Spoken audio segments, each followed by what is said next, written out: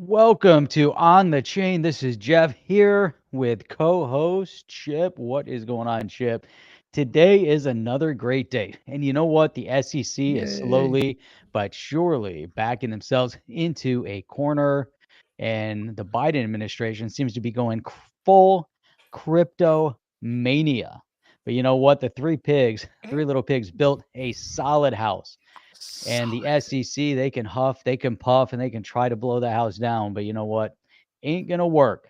Cryptocurrency is here to stay, and so says many. And we're going to talk all about that today because there's a ton going on. Every day's a new day, Chip.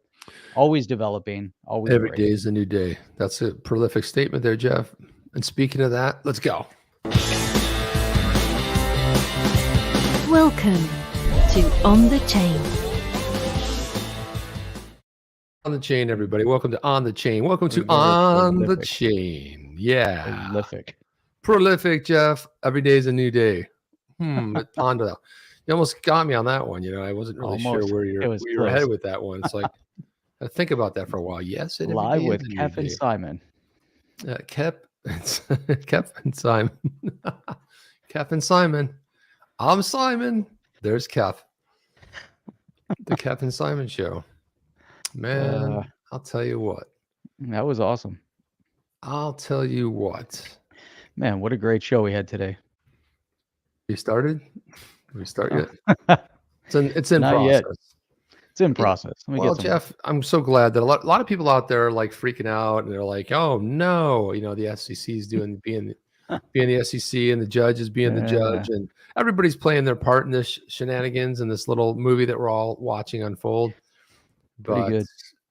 And I'm it gonna have to is keep buying popcorn. that's what you have to do. You got to keep buying the popcorn. But here you go with Sean. Sean Smith has nailed it right there, right? The SEC needs to delay their legal team to finish law school. Probably another couple years yet. I think they have to go back and specialize in law. Law school. Maybe we should We go back. all the way home. That's it. And literally we. We all El the Jefe. way. So, Chip and Jeff, Simon and Kev. Simon and What? Kev. Yeah, we're what are going to your- get into that. What are your thoughts on the judge granting in part latest SEC? We'll get into that. I think you're gonna love what we talk about here because it'd be pretty good. So where do you want to start? Where should we go? Well, maybe we into should some nuance here. I want to talk about the new normal in finance, the new let's Ripple talk block about first, that. and then get into all the other stuff. Because that, I think they really hit it out of the park. I kind of agree with a lot of what they said. Yeah, there's always like one piece you don't agree with. It's just like, hey, that's how life is, man. That's you have a first word and ended at the last one. Go over to a friend's house to eat, and the food just ain't no good. The macaroni's soggy, the peas are mush, and the chicken tastes like wood. I mean, serving lukewarm water. That happens sometimes, Jeff. It's a real possibility, but yeah, for the most part, I think for the most part, it was pretty solid. I think we should start with that one. You want to start with that one? Yeah, you want me to pull it up? You got to. Yeah, you want to pull it up? Go ahead, pull it up. If you want to pull it up, It's queued up. See that? All right. Q. Look at you, man. Look at you. Pull it up there and make it big so we can read it. I know you're on a PC and it takes a lot of effort to make it big, but that's okay. I just lightly tap on it and it's full screen. That's okay. I didn't say it. I'm just telling you. I was close to say it. By the way, I have a video for you to watch, and it's a guy who has over 1.5 million subs on YouTube. He's become one of my favorite YouTubers, and he has been for a while. But he's just now that he's getting into crypto, it's even more fun. But he talked about why he switched. He got mad at the Mac. He switched to a PC, and he's back on a Mac. And he beautifully demonstrates why it's superior in every fashion. And now that I'm working on a PC, kind of knew what he was talking about. So, but it is like, I mean, I will say this about PCs: there's no better gaming computer. End of list. And that's it. That's right. Video, all that good stuff. EC2189. Law school, more like drama and film school. Rosebud. Rosebud. I love the crew that comes in here, man. They're just the best. That's awesome. All right.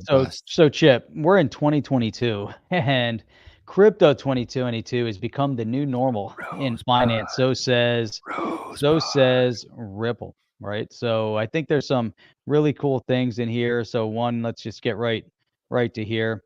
Explosive growth in crypto payments. One thing that we've seen here across the board, right? The persistent and global nature of the pandemic continues to highlight inefficiencies within the world's domestic. You know, it's funny though. I don't think any of this aspect of it, the past year and a half, I don't think No, really that's was the impetus to no. highlighting inefficiencies. I really, otherwise, if that was the case, then Ripple, actually starting with Bitcoin wouldn't exist. XRP wouldn't exist. RippleNet wouldn't exist because the inefficiencies stemmed from way before Way 2020. before, Jeff. Way But, before. listen, anytime you get a chance to roll in, like, the global nature of the whatever, you start throwing buzzwords around, you try to figure out a way to roll that in. And everyone's like, oh, yeah, right. Because everybody can associate, everybody knows about it. But here in the free state of Florida, we don't know about it because it just was like 2 months here. Like, So what? No, but I look at this and I've seen this argument multiple times. I mean, we're like in the first paragraph here, but say that word, the third word. This That was was exacerbated. Exacerbated, Jeff. That's a fantastic word. It's a great Whoever word. threw that in there, I give them kudos on that too.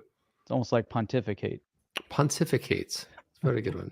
Pontiff. So it was exacerbated as remittance to low and middle income nations roared back to growth in 2021, putting pressure on inefficient. So here's the question that I have starting out, and then we'll get into the meat of all of this, right? So we're kind of starting off now. If the remember Robin Cash cross- used to say the meat and potato. Let's get into the meat and potatoes. Get the meat and potatoes. So if you have this inefficient cross-border payment structure, which we knew existed prior to, because we were all talking about this and existing in this space before all of this crazy stuff happened in 2020. But now, so let's say you have a little hiatus from bad. Take a little hiatus to where they're saying basically no one's doing anything. And then you go back to bad again. How are you putting pressure on the inefficiencies of cross-border payments if you're just going back to the way bad was before? Where's the pressure? It's just, it's bad. So now I think people, it's not that it's putting pressure on it. I think people are now awakened to the fact that the systems were extremely inefficient. What do you think? Here's what I think. Brooks and director. You can't say that without Brooks and Yeah, see? You know what I mean? You almost can't. Brooks and Brooks and Now, the weird thing is, anytime you see a tweet, you're going to do the same thing and be like so mad about it, Chuck. Brooks and I love that Brooks and Whistle. He's really a smart dude. He's absolutely right about how it's really going to crank up the ODL big time. Yeah. No, I agree with that. So here's what he says. He believes this has cleared the way for even more crypto efforts to get off the ground in 2022 and better serve this rapidly growing demand. 100% on point. There is strong potential for new CBDC initiatives. I want to ask you about that. Increased investment in and activity by crypto-based payment innovators and collaboration between traditional financial institution and crypto companies. Thoughts on this part of it there? I think he's onto something. I think he's onto something, Jeff. Sounds good. Sounds promising. So it goes in here, expects a renewed focus on real world application, tangible business outcome, all of which could lead to even greater growth of RippleNet's ODL, which is their on-demand liquidity solution in the region. And man, I see this. I'm like, you know what? As there's more and more talk about CBDCs, there's more talk about, mainstream trying to figure out how to get into the crypto. All of a sudden, these opportunities keep broadening and expanding. And all of a sudden, they're like, well, wait a minute. There's a new bridge that's not so new, been around, that's going to connect all these dots. That's right. Jack, a little interlude here. I wanted to put this little up here because it doesn't get buried. But CG says, Chip, is that your new Hugh Hefner smoking jacket? Why, yes, it is. Why, yes, yes, it is. Yeah, look at that. See smoking that? jacket. What's that? Smoking jacket, What is that? You know, Velvet? get a pipe. You know, a little pipe. They always hold it on the edge like that. I got to get a pipe, Jeff. I think that's what I have to do. I have to Make get sure a it pipe. has bubbles that come out of it. Look at this. Sir John says, I have Windows installed on my Mac parallel. Why the hell, dude, would you ever do that? I would never infect my computer with that. God, that is the silliest thing I've ever heard. When they said that you could do that with parallel, I'm like, why? No, it does no. No. All right, here's another one. Huddle the Auto saying, let's have a moment of silence for all the middlemen. That's right. That's a good point. I think And it's that's over. it's over. It's over, middleman. Listen here, middleman. Middleman. Listen here, see. The middleman. So let's get to what people were talking about, what's fresh on their mind. What they're talking a little bit about this, and we have some other notables weighing in on this. But look at this right here. We've got this from Jimmy Filan right here. What do we got here? And he is always the man when it comes to putting the stuff up there. He says, Ripple, he says, in a text-only order, Judge Netburn granted in part the SEC's request for extension of time regarding reconsideration of her DPP ruling. The order provides as follows. The SEC's request is granted in part. The SEC may file a motion for reconsideration by February 17th, 2022, and the defendants may file the response by February 25th, 2022. No reply briefs are permitted. Briefs shall be limited to 10 pages, double spaced, and the publicly filed version should be minimally redacted. Which, that's sure. Minimally. Okay. Minimally, sure. In like their opinion, might be different than minimally in mine. Like when John Deaton went on Patrick Bet-David's podcast, and he showed every single line was crossed out for like pages at a time. Minimally redacted. It was like 80%, 90% of it. That seems odd to me. And 95%. Additional documents for her in-camera review, along with its motion, the deadline for either party to file an objection to the District Judge Torres from the court's January 13th, 2022 opinion and order, stayed until 14 days from the decision on the motion for reconsideration. Rob XRP says, unbelievable. Wow. Right. This seems so farcical. I can understand Judge Netburn seeking a compromise decision, but what's the SEC request is ridiculous. And of course, look at this. We had John Deaton weighed in on it. He said, it's hard to spin this favorably. Maybe Jeremy Hogan can find the silver lining. The only thing I can think of is maybe the judge suspects the SEC will not only appeal her decision to Judge Torres, but also to the Second Circuit, and she wants to issue a bulletproof decision. Thoughts on that, Jeff? That's a tough one. I mean, you think about, so let's imagine, Jeremy Hogan wants to go through, and he put out his own tweet about the silver lining here. Man, is it possible that the SEC will try to appeal? I'm sure they will. I mean, there's, what are the chances that the SEC is going to say, all right, we're done. Yeah, we're going to go back. We're done with this. Yeah, we're good with that. It's fine. Yeah, no, I think she, there's probably a good point there that there's going to be a specific outcome. There's going to be appeal. However, which is, so they're saying, so what is it? SEC will not only appeal her decision to Judge Torres, but also to the Second Circuit, and she wants to issue a bulletproof decision. Now, is that good though? I mean, is that the right thing to have that decision because you think it might, be appealed anyways? But depends on what the grounds for appeal are. Suppose they say, well, you only gave us 2.5 or 3 years for discovery. We were looking for, that's the whole point. That when they asked for an extension, they received an extension. When they asked for another extension, they received an extension. There's no way you can go back, and the court, they can't appeal the court and say, well, we were left shorthanded. Some magical thing broke out, and we didn't have time, and it was just chaos, and we didn't know what to do, so we request more time. So by granting that time, you can't go back and complain about it later. At least that portion of it, maybe. Who knows? There's new breaking news. Willie breaking news. Judge Back to the Future. Netburn granted in part the SEC's request to go back to the future for an extension of time.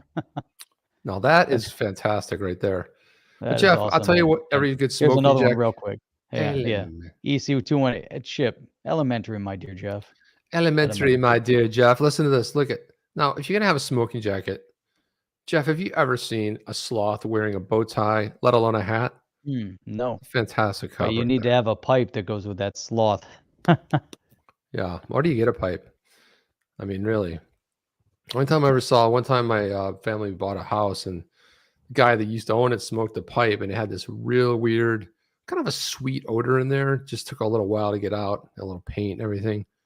But I remember with my parents being a kid going to look at it, and he was just there, puffing on this pipe. And have you ever seen anybody else smoke a pipe? I mean, you see them in the movies, but Jeff, honestly, do you know anybody that smokes a pipe? I do not. I don't know anyone that smokes a pipe. Have you ever seen anybody? I got to go back to my It's youth. been a long time. Yeah, when I was younger. My youth. Because it depends what they were. Yeah. But so Reggie Menard would say, "Welcome back, Chip. Did you cash all your chips from the casino?" Hell no, man. You never heard that one before. Yeah, never. Let me tell you something, man. This guy here, they don't tell what happens at the casino. What happens in Vegas stays in Vegas. No, so JV, who used to be an avid viewer of the On the Chain show, I haven't seen him around in a while, but anyway, JV says, "Don't spin it favorably. Just give us your brutally honest opinions." Jeff. So here comes John What are we Deaton. gonna get? I'm disappointed and surprised. I believe there was a good chance we would see a text order stating denied. Nothing more, nothing less. But I've always stated I probably wouldn't be a good judge due to the lack of patience or judicial temperament. And that is something of really interesting as well. And Tag says, is there any reason this could be a move to apply pressure on Ripple in the settling if they're being stubborn? And of course, about a bunch of other people weighed in, but Jeremy Hogan weighed in, is what he had to say. There we go. Let's see what he had to say. He says, there is no silver lining in this ruling granting the SEC extensions of time, even if the order on the motion for reconsideration is eventually upheld. Now, discovery won't conclude until March at the earliest. This case is like watching Yoda's death scene over and over again. Jesus, it's like, oh my God, killing me, you are. That's so my funny. God. Hey, it's funny that he brings up that scene exactly. My son had to do some work for school on Friday, and he's taking this class. I forget what it's titled, but one of the things they're going back. So his assignment was to watch one of the original 3 Star Wars films, and he had seen them, but we had to go back. I've got the DVDs here somewhere, but we don't have a DVD player anymore. So I had to go online and either buy it or rent it. So we rented Return of the Jedi, and we saw that scene. But the thing is, it's interesting because he's going back and they're learning what it took to make the movie, and all of that. So it's really interesting. So as we're watching it, he's explaining all these different parts of how they, orchestrated and made the movie. And so it was really, really cool. But now that scene, I get to rewatch that scene with his Yoda's death, and we're sitting there talking about that whole scene. Yeah, well, that was the fun part about working with Mark Hamill on the .com television series, which aired on CNBC back in the 90s, 95 to 2000. And between takes, he never said, he always said, I'll never talk. I don't want to talk about Star Wars. But he would get on a rant, and he would start talking about it. He'd be like, you remember that scene? He would be like, everybody like, because people were doing stuff, the crew and stuff on the set, getting stuff ready. And he'd be like, that one scene. But the one thing that I thought was one of the funniest things, David, I think it was David Prowse who played, was that Chewbacca? Who was the one that played, maybe that was Darth Vader. The actor that played Darth Vader. Now this right here, Jeff, is like, this is a travesty. So he does the Darth Vader, and he was an English chap, right? So he's an English accent, and that was the original Darth Vader. So he goes to the movie, he's sitting there watching it. He discovers that they didn't use his voice at all, and they used James Earl Jones, and he's like devastated because it's just him in a mask walking around the movie, And he was so mad. He was so upset about it because, wouldn't you be, Jeff? I mean, at least your voice was being used. I mean, you could probably tell it was the guy, but now it's very cool. Just any guy walking around in a mask, doing the thing. So that was like doing the stuff. Yeah, and he got into other stuff that happened, and pranks on the set and all that stuff. So yeah, that was cool. Yeah, that's cool. That's So actually there a was cool a aspect of it. yeah, yeah. See, so One pull this one last right, tweet up here. you This got is another one over there. well, this is Robert Morris. He says, I don't give a care about the case or Ripple. I care that XRP is caught up in this mess. Just need her to say that the current XRP on exchanges cannot be securities. This is outrageous that this has not been said. And I think so as well. I mean, I think that it would have been good, Jeff, if we would have heard that. Don't you think? It would have been. Like you say, like, hey, by the way, this case is about 2013 to 2015. We recognize that today's XRP is not a security. I mean, they gave ETH all, even though ETH was an ICO, and even though ETH, remember the excuse that they gave to Charlie Gasparino when the SEC was reached out for comment? They said, well, yeah, it's because Ripple hasn't finished their software yet. Now, last time I checked, it's been 7 years, 6 or 7 years since, it was supposed to come out in 2016, ETH 2.0. Now it's 2022, Jeff. 6 years later, We're nothing. on ETH 3.0, right? I mean, so that argument still 2.0. still, well, they were supposed to come out. Remember, it's like, and then we saw that clip with Vitalik saying, it's going to come out. Wow. Incredible, Jeff. It is incredible. So, when you go to school, you get graded, and sometimes you end up with an F. No, I don't remember that part. Well, apparently, Professor Gensler. Apparently, Professor Gensler gets an F on crypto. My new favorite writer. So it's great, right? An antagonistic SEC doesn't serve crypto or U.S. consumers, argues the Competitive Enterprise Institute's Paul Josie.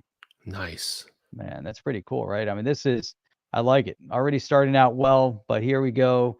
Crypto insiders lauded Gary Gensler's nomination to chair of the SEC last February. They thought that the Massachusetts Institute of Technology professor, or MIT, who had taught blockchain classes, would bring an enlightened approach. So this is like the age of enlightenment over here to crypto, compared with scattershot that was of Jay Clayton. I don't know about that, Chip. But a year in, the professor gets an F. An F. Hopefully he gets a makeup. Does he get a makeup? Probably not. He gets an F in crypto guidance and in leadership as he goes off and he attacks retail investors ruthlessly without remorse. That doesn't say that here. But he has encouraged the worst bureaucratic instincts of the federal government, deepened regulatory confusion, and thwarted any hope of progress during his tenure, all while claiming the mantle of little guy defender and public interest protector. And so far as we know, he's really done none of the above. None of it. It's a travesty. I always thought, like, is there something worse than an F? Remember, there was an F minus. I do not. Well, there was an F plus, an F minus, and the next letter is G, but it's like G for Gensler. You got a G for Gensler, which is one level worse than an F, Gary G. Imagine a football game without referees, Chip. Oh gosh, please. Yeah, don't bring up his analogies. Margin. Hey. Gosh, it's just great. Former acting comptroller of currency Brian Brooks described the scene recently in congressional testimony. What happens in the U.S. is you have a new crypto project, and you walk into the SEC and you describe it in great detail, and you ask for guidance, and they say we can't tell you, and you list it at your own peril.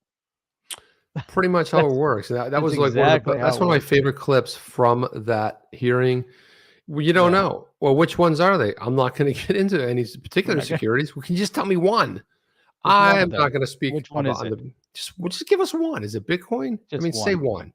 For some reason, Jeff, they can't say one, and it's shocking to everybody. I just don't understand. Just one. It's just one. It's not a lot. Just one. Look at this, Jeff. So if we were to have a debate, now we know the famous Vitalik. Let's start. Video, right, where he's dancing around on stage and he's rapping and stuff. But Jeff, I think there was one before that. That this happened I want to say maybe 10 or 15 years ago. Who knows? 20 years ago, maybe 90s. This happened a long time ago. And the funny part about this is, did I share that with the sound? Man, I don't know. This I'm gonna go. BitConnect. I'm gonna go back and BitConnect. share it just one more time. But this one here, Jeff, and as soon as you see it, you'll probably recognize it right away, and you'll laugh because that's what else can you do? But this one was the precursor, the one people should have learned from but did not. You remember this one? This is Steve Balmer. Oh no. Dancing around stage with Bill Gates and a bunch of the other yahoos. Look at these guys. That dude right there looks like a bumblebee. I mean, he gets up on stage. Now, this was their answer to Apple's, Steve Jobs getting up there and people, clapping and hanging on his every word. This was their answer to that. Now, let's just watch this and just be amazed. And let's figure out which one was worse, this one or the Talik. Oh, is there sound? Well, there's no sound. Hang on a second. Maybe if you turn up the volume. There we go. I can't. That's why I couldn't play the sound because of the song. Shoot. Anyway, all right. Yeah. So. Well, forget the yeah. So now just look at him. Look at him and check out Bill Gates. Now Bill Gates looks like there's something wrong with him, dude. Look at this. They're hopping around like a butterfly on the stage like that. He's like, I don't want to get in too much, but then watch this. I mean, really? What year is this? I don't know. How loaded are they at this point? I don't know, but they're on. Look at you dancing on stage, hooping and hollering. Which one is this one worse? Now I understand why there's so many problems with the Microsoft operating system. Yeah, well, now you should really understand a lot. I mean, a lot of it comes to mind. And Balmer was a nutter. He was. I loved the guy because he was so he had zero filter, and it would come out at all kinds of different times. But that's crazy, right? I mean, I saw that. Oh my god! And I thought to myself, who in that? So he's dancing around stage like. Then Jeff, there's this one, and sometimes every once in a while somebody nails it, and Too much. I don't have to. This old cartoon reminds me of the market mood the last few days, and this is an older cartoon here. But check this out, Jeff. See what you think about this one. All right, there you go. There you go. So there it is right there. So this is the market mood. You got all these people standing around looking at the big board there. And there it is. Everyone's happy. It's going up, up, up, down, crash. And there everybody runs for the hills. It's like, and then it goes down again. Everyone's gone. And everyone that's comes awesome. back, and it's going back up. And so, yeah, that's, I don't know where people would, I don't even know how somebody even knew where that was from, but that's some seriously old school stuff. Right That was awesome. That was awesome. I'll show you some old school here.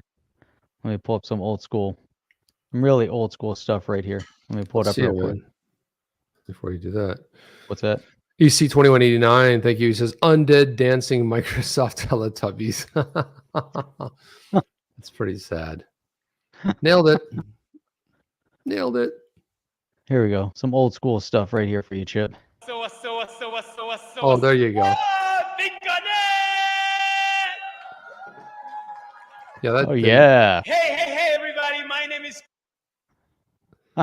my name is number 64231 in the state penitentiary.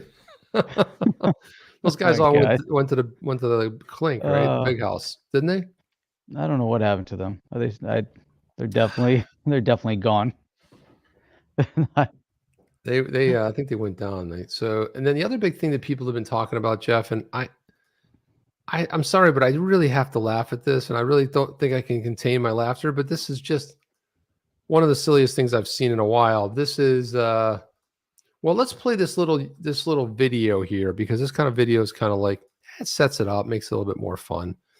But the Biden administration, Jeff, how is that going to work? But let's look at this video. How do you think the U.S.'s stance on crypto will change? And then let's go full screen. A whole bunch of interesting concepts here to get into. I don't think I can go full screen. I don't think it. Nope. Doesn't. That's it right there. Here we go. for release as early as next month that will outline a comprehensive government strategy for cryptocurrency. Whoa. Senior officials have met multiple times to discuss the directive, which will be presented to the president in the next few weeks. The directive would place the White House in a central role overseeing efforts to set policies and regulate cryptocurrencies. How do you think the U.S.'s stance on digital assets will change? Comment and hit the plus button for more. Crypto is once again being talked about in the White House. The Biden administration is readying. That's it, Jeff. So a little bit of discussion on this. Let's do a little mini workshop on this one. What are your thoughts about this? How do you think? We've been hearing a lot of rumors going around, and the media's floating it. They're trying to get a barometer check on it to see how people think. But supposedly, Biden is going to go ahead and sign some executive orders, and it's going to be around cryptocurrency. And apparently, he's been meeting with people. They didn't say who. They didn't say like they're experts in the crypto field. They're probably, educators. I'll put it that way, right? Probably from the college or the university level, right? Might be where they're coming from. But what kind of a chance do you think, if some executive orders are authored and released, what do you think it's going to, what is your thought on what that might look like? Pause says it all, Jeff. The pause says it all. That's how it's going to look to start with. Blank paper? Except he's not going to be sitting at this big desk, because he doesn't sit at the big desk anymore. Whenever he does anything, he's only sitting at a little desk with a fake backdrop. So this picture is a little bit off. But this whole idea of an executive order it's a little absurd. Right, because and I don't think it's an executive order that's going to bring about any kind of policy, anything of note. I think it's going to be, pretty much as just like every other thing that's come out of the administration so far, really just kind of messes things up or goes absolutely nowhere. But here, I think it points out just in the beginning part here, the directive will ask federal agencies to determine the risk and opportunity posed by digital assets. That's it. Right? They're not going to do anything. They're just going to ask them to determine the risk, not to do anything about it. They're just saying, hey, can you figure out what the risk and opportunity is going to be? Have a meeting to discuss a meeting. And that's have a meeting. It's kind of like that bill that passed through Congress that said that the SEC and the CFTC should get together and talk. Then they passed it to the Senate, and I don't think it ever passed. I think it just because sat in the Senate and nothing ever happened to it. And because they needed something official to be able to talk to each other. It's so they pushed the whole bill through, and they're like, "Did you guys talk? Oh yeah, we did. How'd it go? Yeah, it's okay." So it's like nothing comes out of it, Jeff. It's like always one of these things where nothing happens and nobody cares. Man. And I just honestly I don't see something coming strong out of it. All these articles I read have a lot of words in them, but zero substance. Exactly. So here you have this, so they want to have this as early as next month. So it's going to outline a comprehensive government strategy on crypto. They already tried to throw it into that infrastructure bill. That didn't work out too well for them. The director would place the White House in a central role overseeing efforts to set policies and regulate digital assets. But this isn't the role of the White House. This is the role of Congress. Hence the separation of powers. So the White House, through executive order, what's stupid about that is that next administration comes in and says, you know what? We don't like your executive order. Goodbye. Done. And it's gone. Done. It's over. Whatever they did is nullified, with a pen stroke. So what's the purpose? What's the purpose of an executive order? It's temporary. The other thing is, and we see with this administration, as we saw with the Obama administration, is that they pass through different executive orders that then end up in court because they're constitutional crises, creators, and they're illegal, right out of the gate. And they end up, it's just absurd.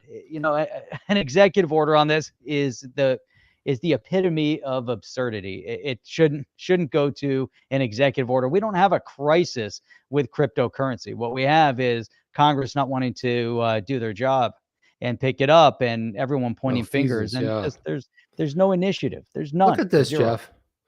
Joe's executive order: hot dog, pizza, pasta, and ice cream. Sounds good. Now I'm getting excited about this executive order.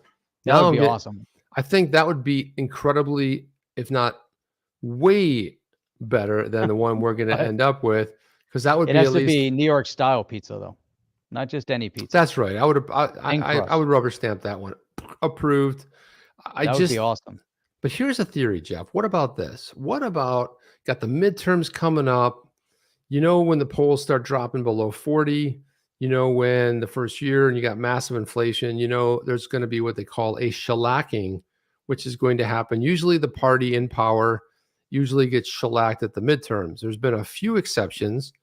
However, for the most part, what ends up happening is one party ends up getting just obliterated. And in this case, it just happens that the Dems have the power, and you know it's always reverse when the Republicans are in there, blah blah blah. So, how about you can't have candidates who are of the party that has the power promising that they're going to pass crypto legislation if only Jeff, you and the rest of the country would just elect them because they really promised this time.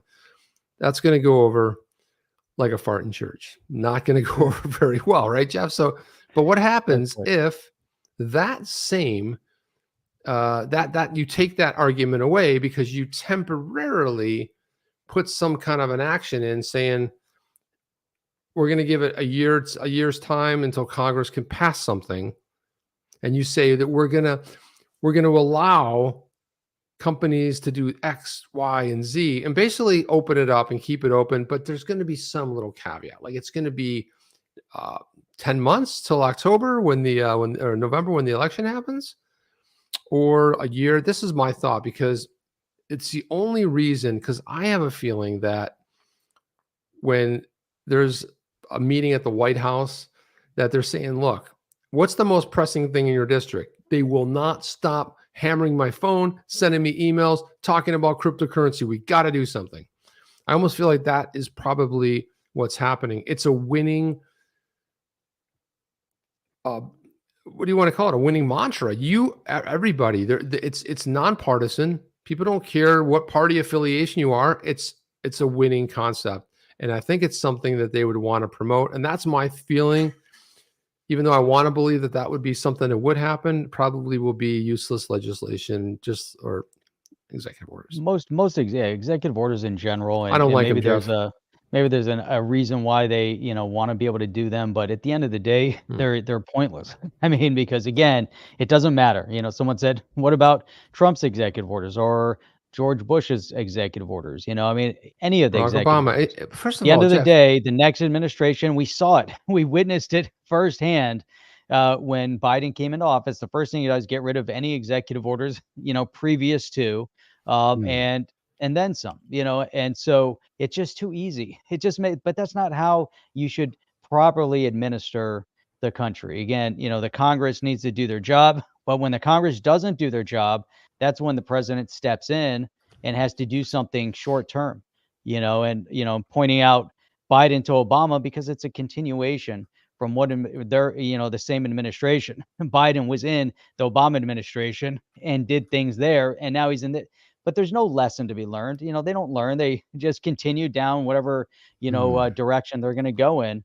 And, I think you and I both agree, the executive order idea is just overall, kind of pointless. And the whole idea is like you're going to temporarily sidestep Congress anyway. It's like, well, if I couldn't, and that was, Obama famously said, I have a paper and a pen, and that was kind of the thing. It's like, well, Congress, if you're not going to act, I will, and that's kind of really what the executive order is. It's a short-term bypass, has limited in scope.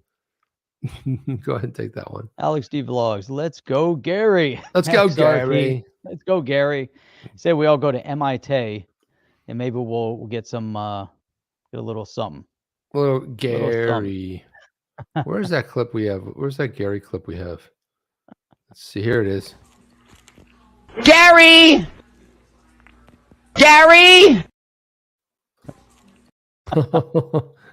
Oh God.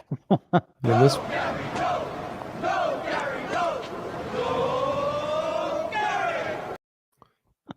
Oh, man. And then there's this one. Wie einst, Right, this one I like this. wie einst, Lily Marlin. That's Sir John. Hmm. Famous Sir John. He can't live that one down, which is My fantastic. goodness. My goodness. And you know what else we haven't seen in a little bit of time? Please. Cassettes. The usual, sir. Please. Please. So Mr. Wright's asking an interesting question, and he's saying how many companies are moving to Dubai because of U.S. regulatory confusion? I lost count, and but he brings up a solid point because there's crazy things going on. Trying to get some clarity here, trying to get some understanding of the direction that things are going in, and then you start seeing some of the things that happen in this absence of regulatory clarity. Obviously, we see them trying to pass executive orders. We see the inner arguments between the SEC and the CFTC. We see Congress not really doing what they should be doing, and then we see J.P. Morgan that recently closed the bank account. Whoa, how'd that happen? It's not. I had it queued up. I had it queued up right there. I've got it queued up too. That one's better. How's that better? I'm looking at the article part. There you go. You got the title part, which is way up there. Right. But I'm here. So That's I was just hilarious. saying. So J.P. Morgan has closed the bank account of Hayden Adams, the founder of what? Uniswap. But come on, seriously. So do you think this is true? Look at that right there. Likely a shadow debanking of crypto by the Fed or OCC bank examiners, according to former CFTC chair Brian Quintence. Well, first of all, my question is, what in the hell are you using JP Morgan Chase for your bank account? That's the first thing. But this is the dilemma we end up having, right? You got to, at some point it gets converted to fiat, right? So, but again, this happens all over the place. And it's like, listen, Hayden Adams, you're nobody special just because you invented, you're founder of Uniswap. Look what he says here. Thanks for making it personal. There you go. Yeah, that sometimes when they make it personal, it's not good, Jeff. But it's kind of crazy though. But then when you have former Commodity Future Trading Commission or chair of the CFTC, the Commodity Futures Trading Commission, now he's working as a partner at the crypto-focused investment firm Anderson Horowitz. And when he weighs in on that matter, something's amiss. Something is going on. I mean, regardless, even if he's there, not there, wherever he is. But Matt 59754, thanks for the support. The Treasury needs to kick this thing into overdrive. Regulations on horizon imminent. All the world's a stage. Let's go, Joe. Let's go, Joe. I knew what you were going to say there, and I applaud you for it because you did it in a very clever way. But yeah, it's starting to get a little bit crazy out there, Jeff. I mean, because then there was this like same story here where HSBC and IBM plan to replace cash with their new digital currency. Oh, what could go wrong, Jeff? I mean, what could possibly go wrong? And and I've said this for a while. The CBDC inherently is not bad. Who's behind them is what I'm worried about, because the whole idea of programmable value in money, certainly if you can do it, if you have power and you can shut somebody down, like you're talking about banks. So let's have a digital dollar, a CBDC, which again, for the reminder for everybody, not blockchain based, not transparent, but a pretend sort of, and they always like, do you notice that conversation's always circling the crypto conversation? There's crypto. What about a CBDC? Yeah, centralized. Not a good idea, because that's the whole problem. You need this decentralization because we see what happens when you could potentially stop somebody or censor them or say, you know what, I'm not really liking the fact that you spent that much money on tobacco, or you spent that much money on whatever, right? He's like, well, you just shouldn't do it. You shouldn't buy that much coffee in a week. You should lay low. I mean, this is what we're getting into, is more central planning potentially. Yeah. Yep. And that's a good point. And so you have these two entities, HSBC and IBM, that are actually filing more patents along this line. And it's interesting too, because doesn't that sound a little bit like, what the XRP ledger can be used for, kind of what RippleNet's doing? And there's like 5 key points, but one is a platform simultaneously to simultaneously transact and clear multiple currencies across multiple chains. Blockchain tech with automated issuance of digital asset tokens via smart contract, application of smart contract for FX, a blockchain platform to simultaneously clear and settle OTC Forex trades. Sounds vaguely familiar, Jeff. So the look only at that, thing, you pulled the that only up. thing they Nice. didn't have in there was they had the smart contract, they got the interoperability and smart contracts for effects, and then platform to clear and settle OTC. Now, the only word missing there was cross-border, and we would have something that sounds very, very familiar. But you're right, it does sound very familiar. So why is this demo so important? What does it imply for the future digital currency? So they have a CBDC demo. Now, the funny thing is, isn't IBM partnered with Stellar Foundation? Is that what they're using thought for they this? were. I thought they were, so I don't know if that, but they must be using Stellar in this case. I would think so. But if HSBC, IBM, it makes sense to use Stellar for it.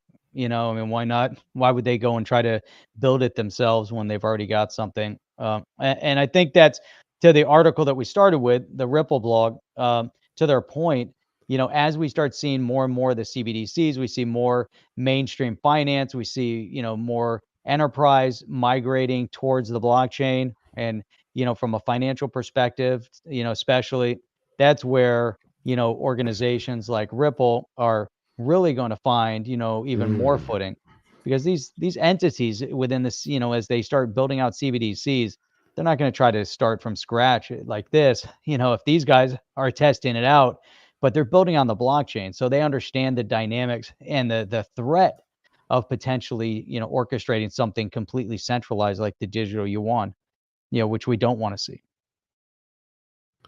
Yeah, there's something a little bit odd about this article, though. I will say that. There's one little tiny thing that I find a little bit interesting. It says, in the demo, the two firms successfully executed across realm and end to end. Now, what is this? What is this? Science fiction? It's like we went from the far-reaching realm to the present-day realm. What the hell, dude? What is a realm? Across realm? This is like some interesting writing here. I'm like, they did and if you don't ever know what that is, just say we successfully executed across realm end-to-end digital asset transaction in 7 foreign language corridors between 2 central banks via 3 different settlement mechanisms on 2 distinct blockchains. Basically, they move money between central banks efficiently using blockchain. So that's one convoluted buzzword statement. That's what happens with corporations. So if they have 2 blockchain networks, is that cross-chain? Yeah, but no, Jeff, it's cross realm because they said it right here. It's right there, Jeff, in case you missed it. Cross realm. It's called atomic swaps. Yeah, that's what it is. It's a cross realm. It's a cross realm. I'm sure it's like realms. It's like in science fiction, they have different realms and things. I'm like, oh my God. So here, here's something else to ponder. Right now, and I've seen a lot of note on this. So obviously, financial markets going through some turmoil. We're starting to see a lot of countries dropping all their mandates, like over in England and Ireland and, some other places around the world are dropping mandates left and right.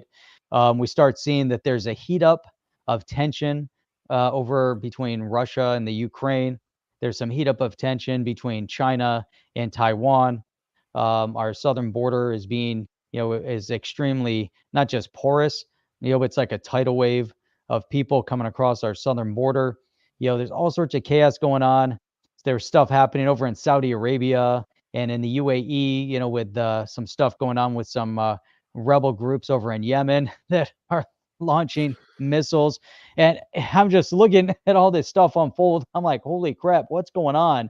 And then we're, over here worried about what direction is crypto moving in, and it's critical right now because, as the world seems to be coming together, there seems to be a little bit of a destabilization from a political perspective, and I'm just wondering, where this all goes, when, why are we starting to see so much upheaval and what exactly will the impact be on the crypto markets, especially if we start seeing interest rates going up.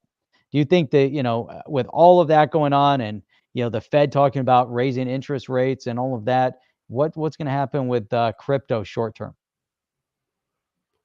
I don't know. I mean, it's going to be interesting to see what's going to happen. But I mean, the Fed is probably going to have to do something. They're going to have to start making some moves at some point. I don't know what they're going to do exactly, but they're going to have to do something. I don't know what that's going to look like. I don't know. It's going to be an interesting year, but I do think that the blockchain space, I mean, what's happening, there's so many problems being solved right now. There's so many companies that are startups and been building in the space for a long time, and they're solving real problems. I think it's phenomenal. Yeah.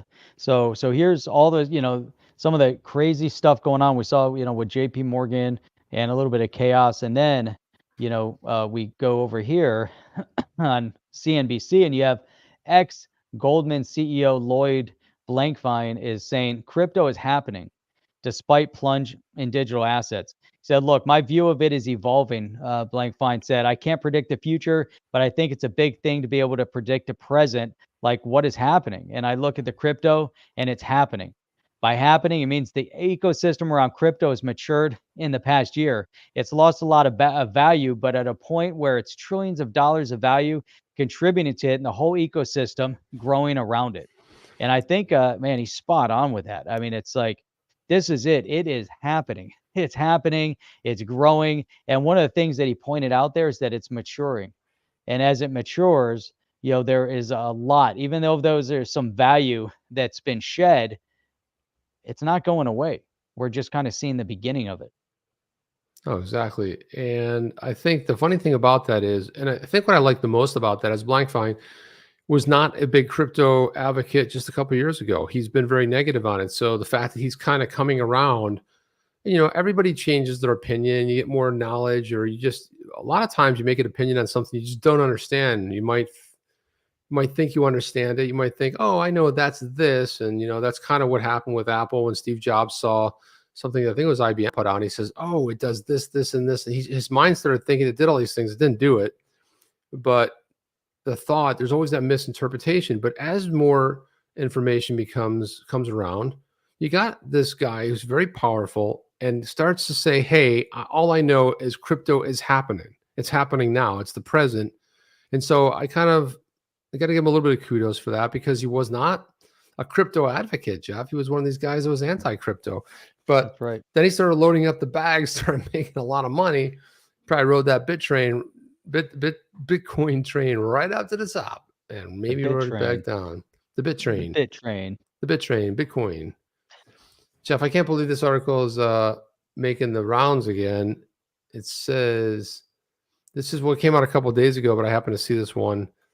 But, has anybody still heard from Catherine Coley? She's still missing. No one seems to be talking. She hasn't been active on social media for over 270 days. It's just very strange. We had her on the chain. She was delightful. She was fantastic. Awesome. Love to extend that invite out to her and just say, come on back on the chain. Talk about where you've been. What are you doing? Like to know what you've been doing. She's got a secret project. She might have a secret project. Yeah, 2 years. She was there. She was 2 years at CEO of Binance.us. And just to disappear like that, it doesn't make any sense. I don't know. Maybe she wants her privacy too. It's hard to know, but you think that some people would have known, but who knows? I don't know. But even David Schwartz, he won't even respond to David Schwartz. He said that she's not responding to his text. Yeah, it's weird. He's probably changed her phone, swapped her phone out. Yeah, that's just crazy. Yeah, I hope she's okay too, because I'm telling you, she was really a fun guest to have here, and really just fantastic. And you guys can see, if you go to onthechain.io, let's see if I can see onthechain.io, Jeff. That's our website. Here it is right here. Go over there, and under the interviews portion of it, Let's see if let's actually search over here. God, how morbid. There's right there, Catherine Coley.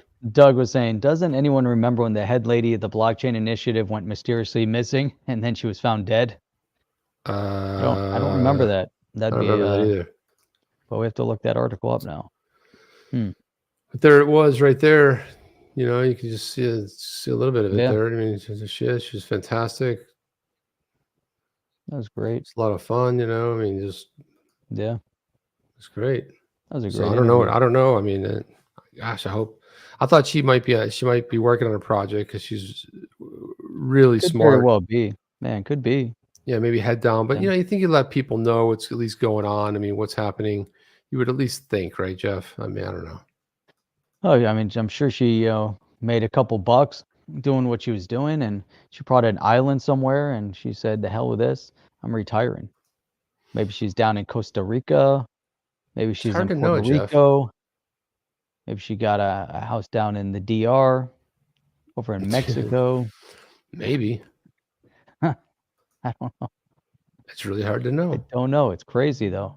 To just drop out normally, they, someone of her stature, having that kind of position, you will have a resurgence. It'll come pop up somewhere else immediately, unless unless she's just retired. Which could very well be. Oh, you played that one. Did we play that one? Yeah, that was the treasury one. Oh yeah. I was just scrolling around trying to find something here. Sometimes you see a good comment, but then if you don't put it up, it just goes off the screen, and then you can't find it anymore. Yeah, hopefully she's not hanging out with the tennis player over in China. Sean Thompson, who's down with OTC? You know who's down with OTC? Ed. That's who's down with OTC. Ed's always down, though. Rangelowski. Ed is always down with OTC. That's right. Yeah, OTC's the place to be. It's not over the counter. It's on the chain, people, just for your... Also, too, thank you for everybody who has subscribed to our other channel that is down there in there, but it's on the chain, and we still haven't renamed it. We're still working on it, but we've been taking excerpts from this. Our producer, Hans Loaded, you know him. He's in there. He's doing a fantastic job. He's been cutting up the shows, taking a piece, and also another thing he's been doing. If you wanted to go back to a show and you say, remember Jeff was talking about that, or I think Chip mentioned something about, you kind of knew where it was, but you're not going to scrub through the entire show. What Hans has been doing is he's been logging the chapters. And if you don't know what chapters are, I'll probably could show one real quick. But basically, it allows you to jump to a specific part in a video. And probably the easiest way to show you that would just be go to our channel. I go to one of our videos. And that right there is fantastic. Not only that, but we've been able to personally find stuff in there, which has been good. So let me throw this. Oh, I didn't mean to do that. Let's see videos. I'm going to find one here, Jeff. There we go. Find one? I did find one. Let me imagine that I found one. There it is right there. There you are, Jeff. You look real mad. You're pissed, actually. What? Are you wearing the same shirt, Jeff? That's so weird. I am wearing, no. It's the different okay. shirt. I was like, blue shirt. Hilarious. I mean, you mad, bro? Why are you wearing the same exact shirt? Why'd you pull that one up? That would be so incredibly weird. But if you click here, you see the chapters.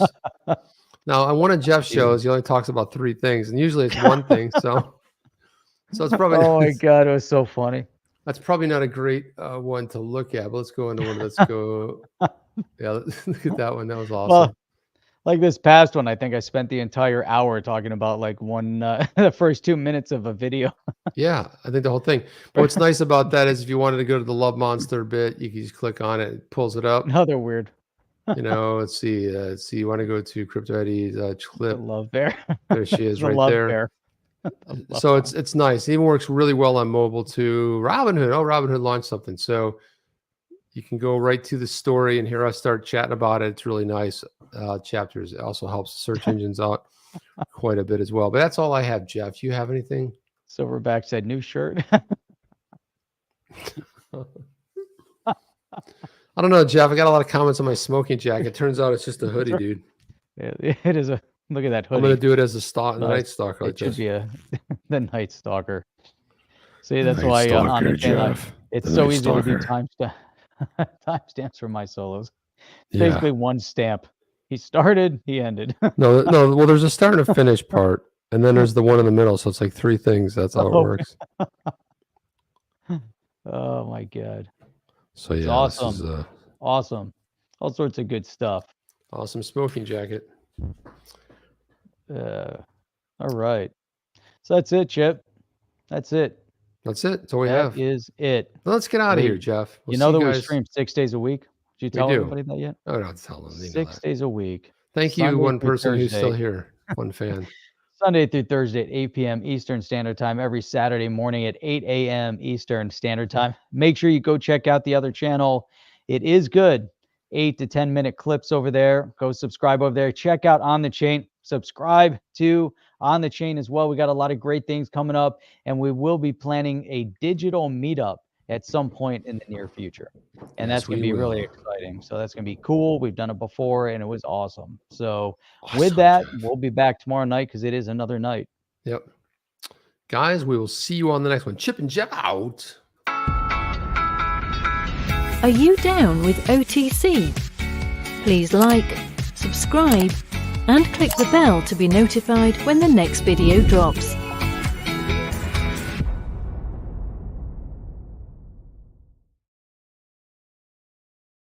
I knew you were That was cracking up at great. something. You're still live, boss. I see that. It I was heard live. you were laughing at something. You were like, ah, and I said, oh my gosh, what is Jeff laughing at as we're watching? Eunice Simon. Oh, is that what it was? Yeah, and then let's see what else. You got Jeff? Simon Jacket, Night Stalker. These are great. Man. Oh, everybody's still here with us too. How awesome. That is, how weird is that, Jeff? I mean, so Everybody's well, welcome here with back us. for the next hour. No, we're gonna get out of here. We're here for one more. Let's go. I want hour. to meet you guys. 9 Oh to yeah. 10 p.m. Eastern Standard Time. Oh no, Jeff, we gotta go. That's it. That's it. I'm We're outta serious. It's okay. Are you down with OTC? Please like, subscribe, and click the bell to be notified when the next video drops.